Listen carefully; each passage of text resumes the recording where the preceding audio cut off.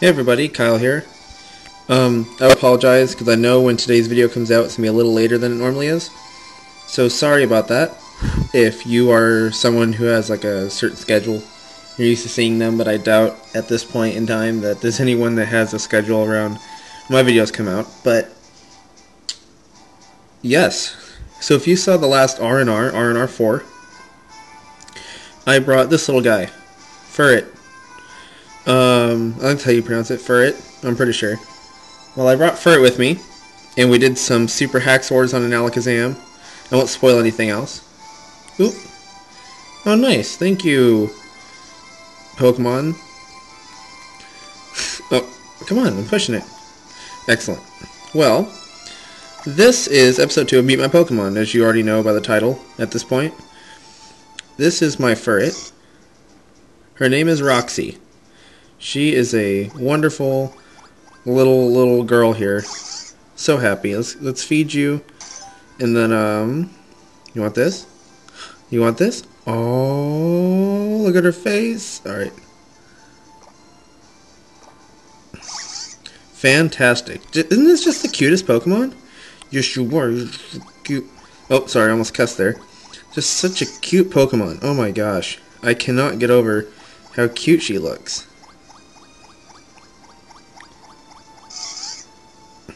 I kind of. Oh, sorry, we gotta go. I know, like the Pokemon like Garchomp and Agrod and all those Tyranitar, like all those big, scary, awesome Pokemon are they're pretty cool, but I have a bit of a soft spot for things like kittens in reality and things like Furret in Pokemon. So that is why I ran one. Now, as you guys saw, oops, wrong button there.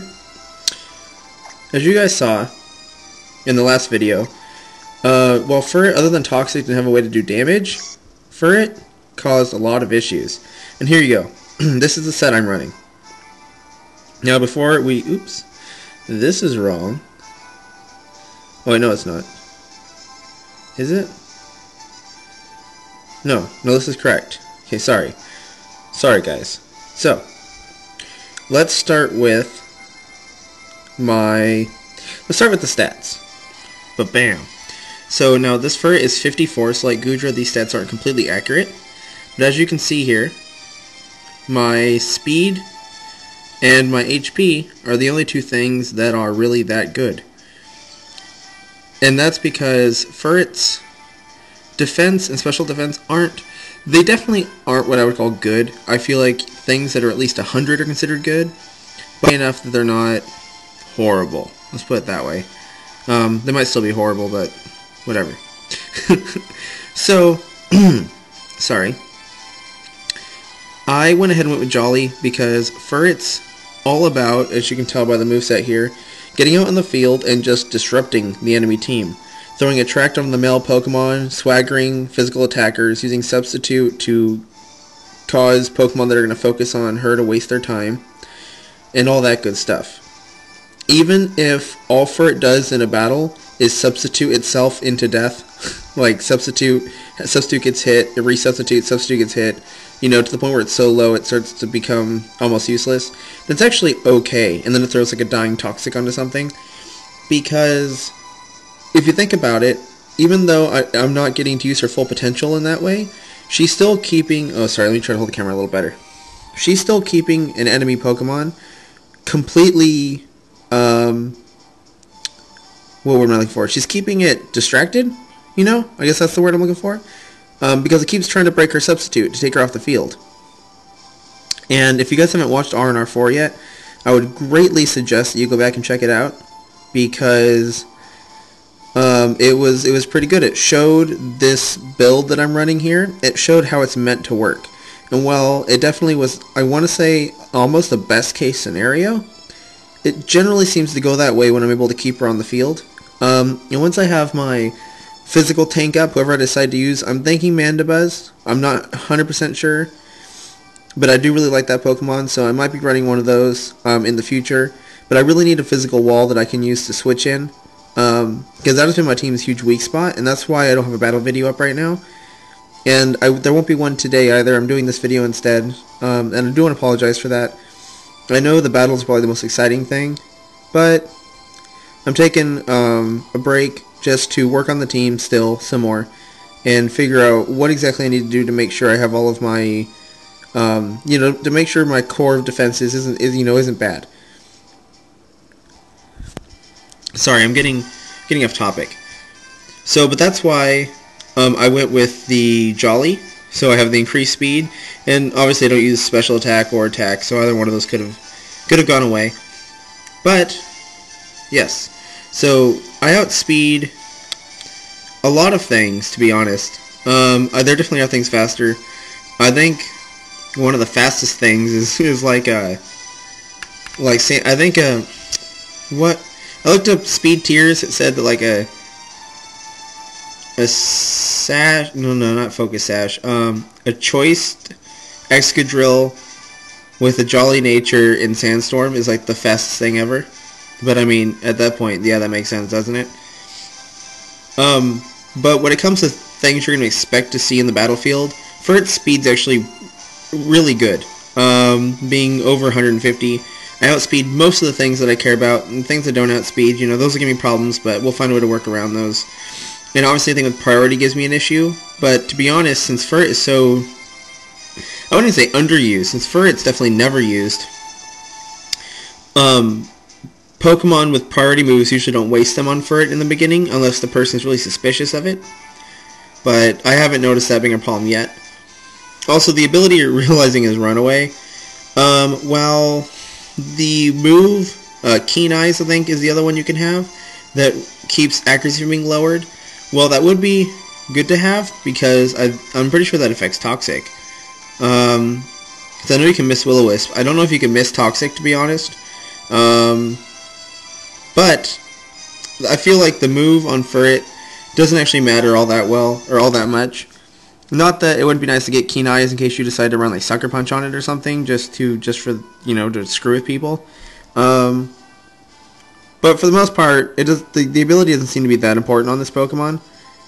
So, I mean, that's my opinion. I could be wrong. If you guys can think of a really good reason to run a different ability on it, they'll let me know. Because, as I said, I'm learning myself. So, I'm totally open for advice on if you guys think you see any way to improve this whole, Troll Furret strategy. Oh, Troll Furret. That's totally what this build should be called. But, coming down to the IVs, as you can see here by the symbols, I went for max HP, max defense, max special defense, and max speed. Oops, this is wrong. I actually have max attack as well, just in case I wanted to use an attack move. There we go. I must have accidentally hit that earlier. But at the moment I'm not using any physical attack move, but just in case for some reason I found a reason to, that's why that's on there. I have the leftovers on her because after she goes into sub, if she isn't hit for like a turn or something, the leftovers usually gets her enough HP back for her to get an extra sub out of her life before she's gone. And again, I kind of explained the moves. I think they're pretty self-explanatory. The dream combo is to have a special attacker attracted, swaggered, and toxic. And I mean that's her dream combo right here. Sit behind a substitute and screw with the enemy team. Again, RNR4 is a good example of that, so I won't go into too many details about how it looks. I mean, I'm sure you can figure it out. And now I guess all that's really left is the EVs. I just went for 252 into my HP, 252 into my speed, and then I just threw the last 4 into defense because her defense is already okay. So that's all really. I usually like to throw my last points into defense. Now just so you guys know, in both of these I did do 252 strategies on my EVs. I don't always do that. I kind of agree with Verlis Wolf. If you guys don't know him, I'll actually, I'll put his link in the description since I'm using his name. That way you guys can check him out. He's a much bigger channel than I am, by many times over. And though I don't always agree with all of his strategies, I do agree with his thought that spreading your EVs out in interesting ways, not always going for the straight double 252s, can be a lot more beneficial, and that's true. And as you see by watching other channels, I won't start naming a bunch, but by watching other channels, you will see also that they will do that. They'll throw spreads. They're like, oh, 140 here, 120 over there, throw 100 in that, throw 60 over here. I don't know if those numbers actually add up, but I think you guys know what I'm saying. So this one's short, but again, this is my adorable little Furret Roxy. She is a great Pokemon. Highly unexpected. Usually people don't know how to deal with her, or they don't realize that she's a threat until it's too late. She does have a potential as a baton passer. When I originally made her, I had her running Defense Curl, Double Team, Sucker Punch, and Baton Pass, or sorry, Substitute Baton Pass. I'd go out there, do some Defense Curls, do a couple Double Teams, and then Substitute Baton Pass into something. But the problem was, while that did work one time, that person just ended up, I guess, not really understanding what I was doing, and that Baton Pass was a thing. That person did have exactly 1,500 as their score, so it was like their first ranked match, I'm guessing. Either that or they just happened to hit, they dropped one back to 1,500 or something. But, so that's probably why they weren't expecting it. Everyone else, as soon as they started throwing in those double teams, they went right for her and took her out as fast as they could. So she really ended up being more useful like this. I actually have a Lopunny that I run extremely similarly. The only difference is she has Baton Pass instead of Swagger, because I usually use her to throw a Toxic onto something and then Baton Pass the substitute onto another Pokemon. Or I have her sit behind the substitute with an Attracton just to kind of mess with the enemies. But her and Furret kind of fill the same role, I feel. But I haven't experienced with it completely. Also Furret gets Home Claws. So Home Claws, Baton Pass is another cool thing to do into sweepers, if you know you can outspeed, to give them a little extra damage, maybe give them the guaranteed kill on something. But yeah, sorry guys, this is a really short video, and again, it's going to be coming out pretty late. Things have been going really crazy at work, and I've basically been called in to work all of my days off, so I haven't actually had time to sit down and work on the team like I want to. Sorry, I had an itch, so I'm at the camera a lot. I haven't had time to sit down and actually work on my team like I want, so that I can bring you guys lots of battle videos with the team that I feel is well-rounded. And the team I have right now definitely has a lot of holes in it, and so while I could go on to ranked and try to get you guys some replay videos or even do some live matches, I know the team has some major holes in it, and they're holes that I want to fix before I record a bunch of videos or try to get good matches for recording, just because my rank is probably going to keep dropping until I fix the problems. So I hope you guys can be patient with that. I promise it won't be too much longer. I'm still going to do a video every day. That is a promise. I know there's a lot of YouTubers that promise that when they're first starting out and they don't, and then they promise it again and things change. But my goal is to definitely stick with this. So I hope thank you guys again for watching. Sorry it's a short video today. Just kind of want to give you a cool idea with Furret. You'll probably see her more in the future. I don't plan on taking her off the team anytime soon because I'm having a lot of fun with her. And she's cute, and as I said, I like to run Pokemon not necessarily good, but Pokemon that I enjoy on my team. And go ahead, I don't want to say I challenge you guys, but go ahead and make a Furret of your own, or go grab some, little thing that people probably never think about using, and do some crazy wacky strategy, and let me know what you come across. And I think that'd be fantastic. So thank you guys for watching. I hope you have a wonderful, whatever time of day it is for you. Actually, just enjoy the whole thing. Just the whole 24 hours. Just enjoy, have a good life. Although I hope I'll probably see you again. Not physically with my eyes. Like in the comments maybe or something. I don't know. Well, I'll see you again on the internet, people. You have good night or day. Okay. Oh my god. I don't know. I don't know what time it is for you. I can't guess. God, I'm not psychic. What do you want from me? No, I'm sorry. No, I'm sorry. It's me. It's my fault. It's not you. It's me. I'm sorry. Okay, guys. Gosh. It is literally very early in the morning, and I am rambling and wasting your time, so I'm going to say goodnight. For me, it's night, so get over it. I'm saying goodnight. I don't care if it's 2 a.m. Well, you're probably going to sleep. Whatever. Screw it. Don't ask questions. You guys, go on to your game, grab a random-ass Pokemon, make it legit, and go troll people with it.